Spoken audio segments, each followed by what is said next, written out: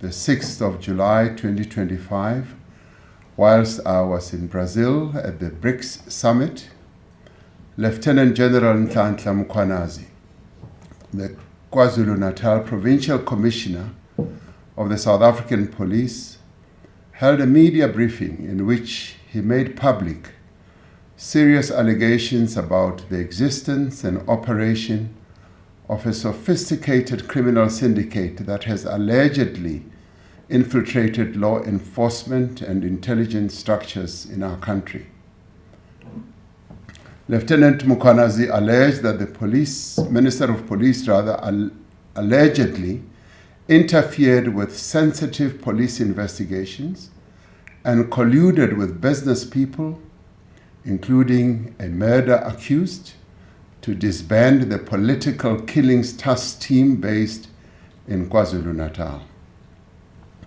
Lieutenant General Mkhwanazi also said that a police investigation by the task team that was operating in Gauteng unmasked a syndicate controlled by a drug cartel, which involves politicians, law enforcement officials from the South African Police Service, Metro Police, correctional services, prosecutors, and the judiciary, as well as business people. The allegations made in this media briefing raise serious concern around our Constitution, the rule of law, and national security. These allegations, if proven true, threaten to undermine the confidence of South Africans in the ability of the South African Police Service to protect them and to effectively fight crime and corruption. South Africans are concerned about corruption and the rise of criminality in our country, which manifests itself in the killing of innocent people, gender-based violence, gang violence, kidnappings, construction mafia criminality, and in many other ways. As we intensify the fight against crime, it is vital that we safeguard the integrity and credibility of the police and other law enforcement agencies. These allegations, therefore, call for an urgent and comprehensive investigation. To address these allegations and the implications of these allegations, I'm establishing a judicial commission of inquiry that will be chaired by Acting Deputy Chief Justice Mbuyisile Madlanga. Justice Madlanga will be assisted by Advocate Sesi Baloyi, Senior Counsel, and Advocate Sandile Khumalo, Senior Counsel. The Commission will investigate allegations relating to the infiltration of law enforcement, intelligence, and associated institutions within the criminal justice system by criminal syndicates.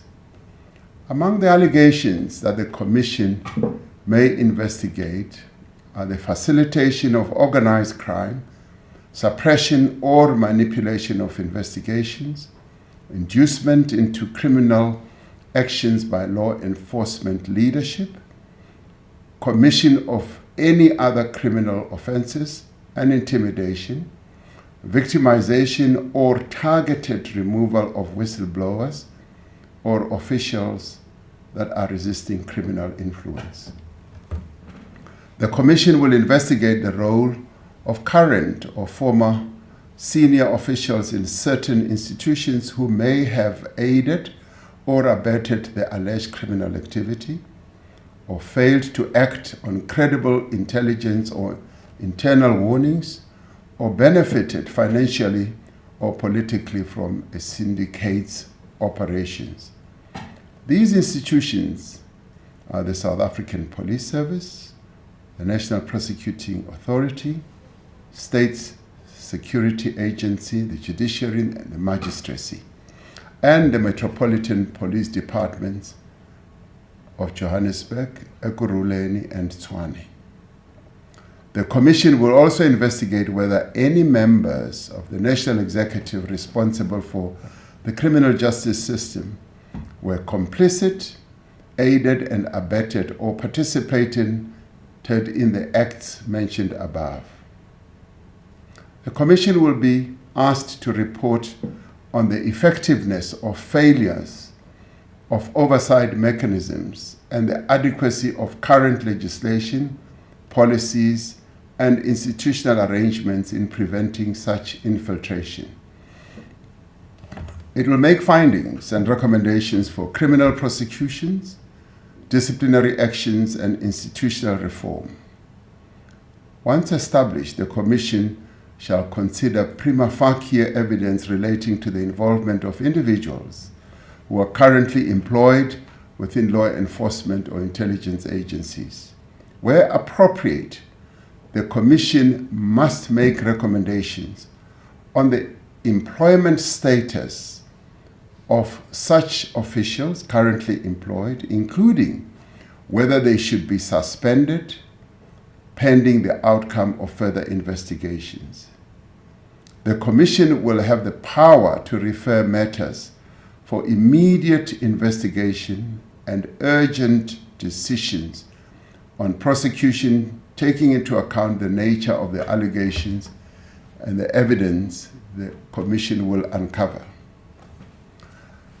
It is critical that these matters be attended to with the necessary urgency and thoroughness. The Commission is expected to complete its work and submit a final report to the President. Interim reports will be expected after 3 months and 6 months, respectively. The final report of the Commission will be sent to the Speaker of the National Assembly and to the Chief Justice. Acting Deputy Chief Justice Nhlanhla is retiring from the Constitutional Court at the end of July 2025 after years of distinguished service, and will therefore be able to give his full attention and time to the work of this Commission. In order for the Commission to execute its functions effectively, I have decided to put the Minister of Police, Mr. Senzo Mkhwanazi, on leave of absence with immediate effect.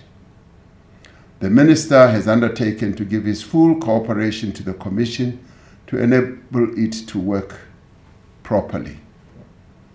I have decided to appoint Professor Firoz Kachalia as Acting Minister of Police. Professor Kachalia is currently a Professor of Law at the University of the Witwatersrand and is the Chairperson of the National Anti-Corruption Advisory Council. He previously served as an MEC of Community Safety in Gauteng. I'm appointing Professor Kachalia in terms of Section 91(3) subsection C of the Constitution, which empowers the Constitution to select no more than 2 ministers from outside the National Assembly.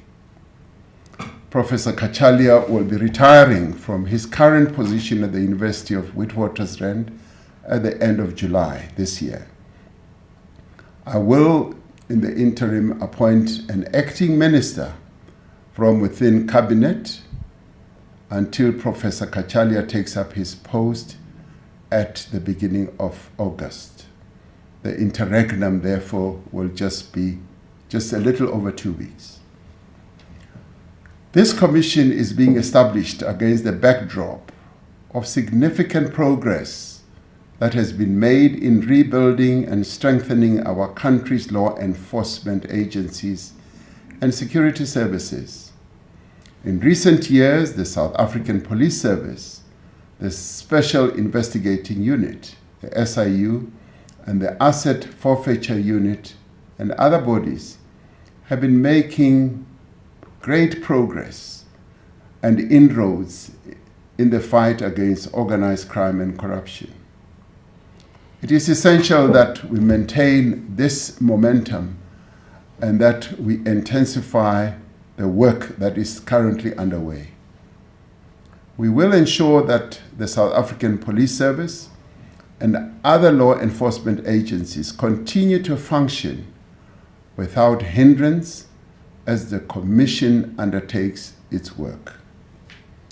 I call on all members of our law enforcement agencies, as well as security services, to remain steadfast in upholding the rule of law of our country and adhering to their code of conduct.